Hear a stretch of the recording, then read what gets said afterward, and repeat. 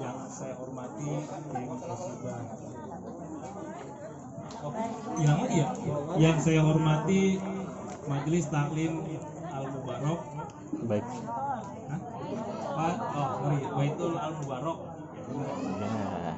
Yang saya hormati Mamang, Sipi, Abang, Ayu, Dik, Munakan, dan semua yang sudah membantu terlaksananya acara ini. Alhamdulillah pada siang hari ini kita bisa melaksanakan acara syukuran dan cukuran bagi anak saya yang pertama yang bernama Yusuf Gibran Lesmana Panggar Besi. Mungkin di sini bertanya-tanya kenapa namanya Yusuf Gibran Lesmana Panggar Besi. Benar kan? Enggak. Jadi enggak ya. Jadi Yusuf itu asal kata dari pemuda yang soleh dan tampan. Nah, Yusuf. Kalau Gibran itu artinya cerdas atau pandai. Mana itu asal kata dari nama saya. Kalau Panggar Besi itu asal kata dari keluarga kita. Mungkin ibu udah pada tahu ya. Jadi kalau dipanjangkan namanya itu adalah pemuda soleh yang tampan dan cerdas, anak Dodi Lesmana, keluarga dari Panggar Besi.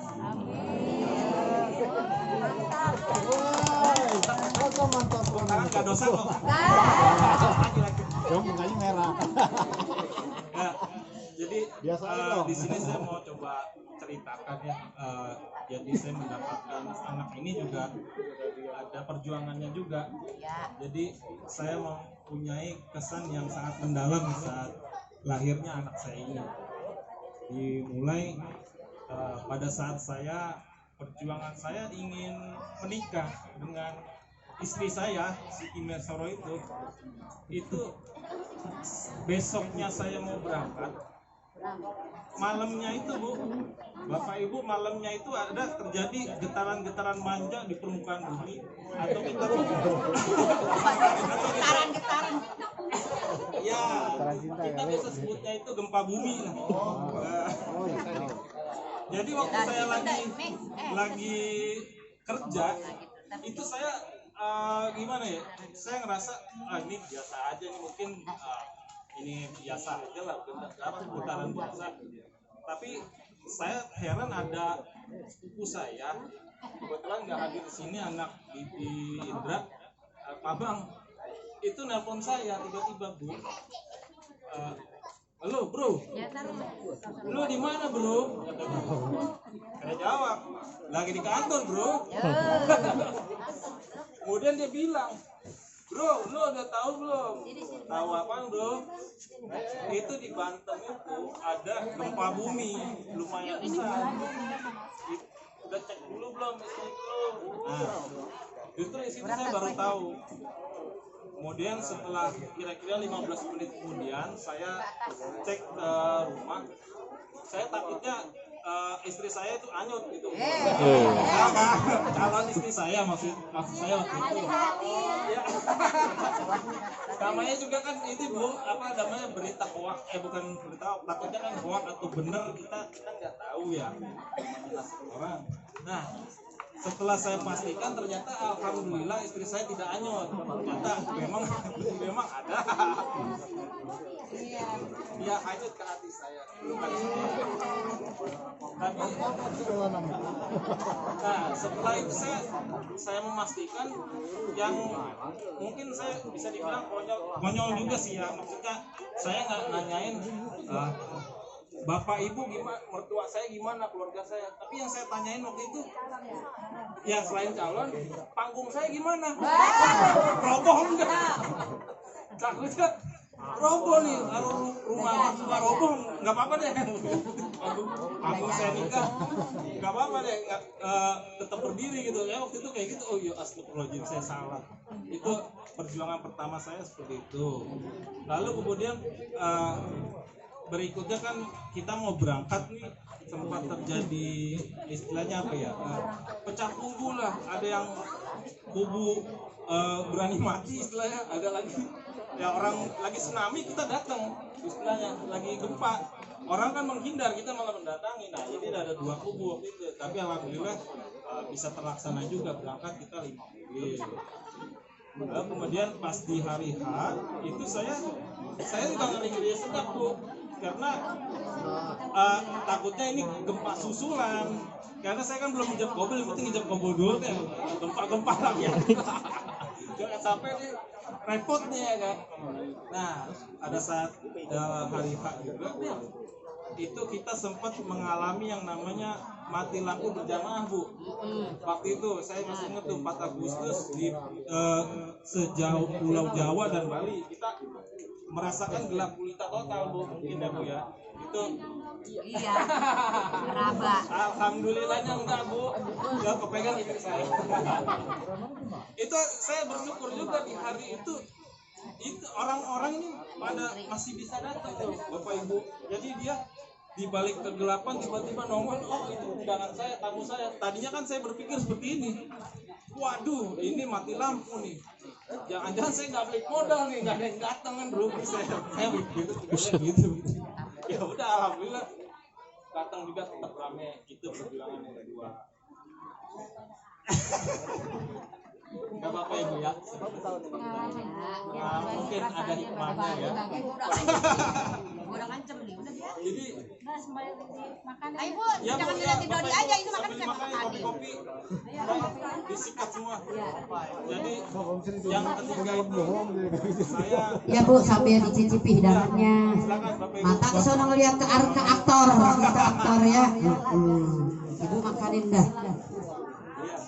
Ya sedikit curhat ya. Ya, nggak apa-apa. Mungkin ada itu. Jadi berikutnya itu ini bukan lumayan agak serius. Maksud saya waktu itu istri saya masih hamil muda ya. Dia ceritanya itu dia mengalami sakit pada perut bagian bawah. Itu kita belum tes kalau dia itu sudah isi atau belum tes PCA.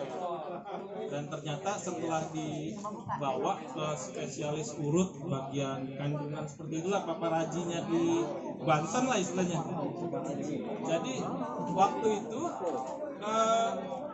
dia kan nggak tahu kalau istri saya ini hamil. Itu tuh diremes-remes Bu, Pak.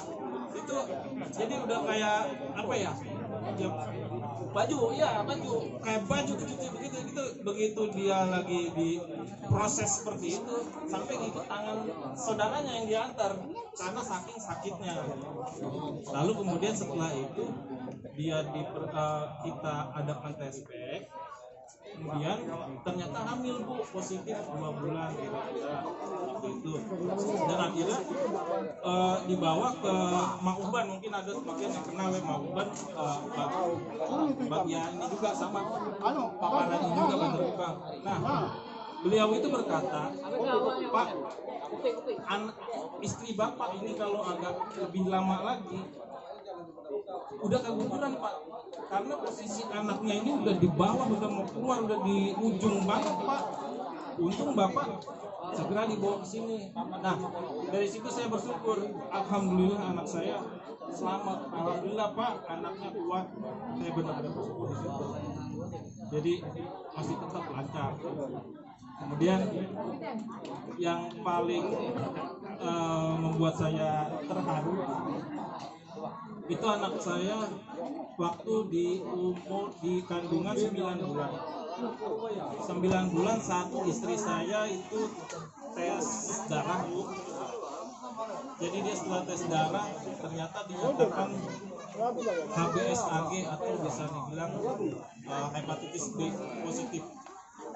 Jadi dari situ dari bidan saya bilang, Pak, kalau anak terkena hepatitis B ini di bayi itu bahaya Pak, lebih bahaya dari corona, bisa kanker hati bahkan sampai kematian.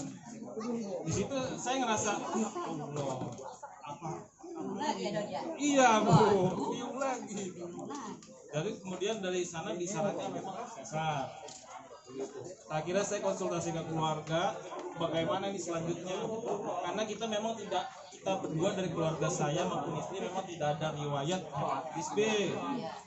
Lalu kemudian dari situ kita mau coba nih ke lab, maksudnya lab pemeriksaan klinik lain untuk tes darah, apakah betul ini hepatitis B. Kita coba ke lab klinik lain, Narogong sana, dicoba, ternyata sama Bu, hepatitis B juga. Masya Allah, kata saya 20. Nah kemudian saya masih juga ngotot, masih bisa normal, insya Allah. Istri saya kuat kok. Saya bawa ke bidan, kenalan saya juga, maksudnya kenalan mama, keluarga kita ya udah biasa. Di sana bisa lah yang sakit ginjal aja itu bisa lahir normal, makanya dibawa ke sana. Setelah dibawa ke sana, saya ceritakan hepatitis B, mundur dia. Waduh Pak, ini harus bawa ke klinik, ke klinik uji medika, ketemu dengan dokter kandungan Bapak Sutarji kalau tidak salah. Setelah itu kan saya mengenal dengan dokter Sutarji ini. Saya konsultasi, Dok, ini istri saya bisa normal tidak, Dok? Karena saya inginnya normal. Di situ dikasih pencerahan sama dokter Sutarji, mungkin buat pengetahuan kita bersama lah. Pak, kalau hepatitis B itu orang yang normal 80% itu sembuh sendiri Pak. 15% itu 10 tahun hidupnya, 5% mati langsung. Nah, seperti itu. Wah, Pak, tapi saya mau normal Pak.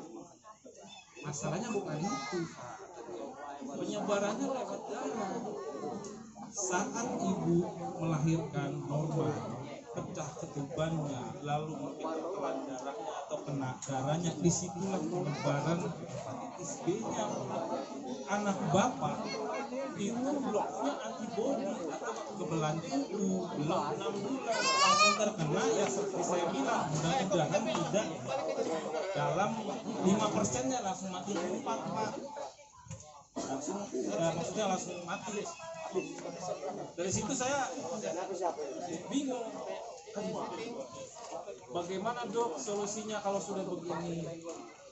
Lalu oleh konsultan dikasih tahu, Pak, Bapak harus ngambil obat namanya Hiperhem, itu harus disuntik ke anak Bapak. Istri Bapak sesar, kemudian setelah itu anaknya harus disuntik dengan namanya Hiperhem. Oke Dok, saya siap. Cuma masalahnya Pak, Hiperhem ini 3,7 juta Pak. Seperti itu kan. Terus kemudian 3,7 Dok, nggak bisa kurang harganya awal juga kan. Nah, kali aja turun. Nah, akhirnya setelah masalahnya Pak, kalau Bapak bisa gratis dari mana Pak Dokter bisa gratis? Bapak pakai BPJS bisa gratis, tapi Pak obat 2-3 bulan Pak, sedangkan istri saya 9 bulan Bu. Nah, Pak, ini saya kapan lahirnya udah keburu kena dong, saya bilang iya Pak, tapi usahain duit. Akhirnya karena kan itu saya udah dapat 2 rekomendasi dokter ya. Yang bidan sebelumnya juga dia konsultasi juga ke dokter. Kalau ternyata sudah seperti itu, saya usahakan ke bidan saya yang lama di daerah saya itu untuk dikonsultasikan. Ini masalah obatnya bagaimana, alhamdulillahnya itu bisa Bu. Tapi kalau BPJS-nya itu Paskes Bekasi, masalahnya seperti itu. Istri saya baru bikin di bulan April. Paskesnya itu, fasilitas kesehatannya itu masih di Banten, di Nuangan. Nah itu masalah lagi, Bapak harus bayar lagi. Lalu saya memohonlah sama bidan itu, Bu, gimana caranya biar anak saya tidak dapat. Akhirnya alhamdulillah karena saya juga dari awal memang di sana dibantu oleh beliau, tidak Muti namanya, di alhamdulillah bisa diusahakan, tapi saya emang ngurus kesana kemari, saya sampai cuti saya ngajukan cuti ke pos, sampai saya juga sampai menangis Bu saking takutnya. Lalu kemudian saya urus, alhamdulillah bisa berhasil. Dan tadinya dipilihkan rumah sakit mana yang bisa sesar. Saya ajukan di dekat rumah itu namanya Satria Medika, mungkin Ibu pernah tahu ya. Ditolak itu saya. Ditolak, ada pasusnya Benuangan. Akhirnya Banten maksud saya Pak. Setelah diusahakan akhirnya bisa di Kermina sana. Alhamdulillah. Ya, bukan Bu di Kredwisata. Alhamdulillah bisa di sana dan kemudian lancar. Dan akhirnya lahirlah Gibran. Jadi mudah-mudahan di balik suatu kesulitan ini ada suatu hikmah yang luar biasa. Mungkin Allah kasih kesulitan dulu untuk memberikan kemudahan bagi akhirnya. Dan anak saya ini menjadi keberkahan di keluarga kami. Bisa menjadi anak yang berguna, anak yang soleh, bakti pada ibu.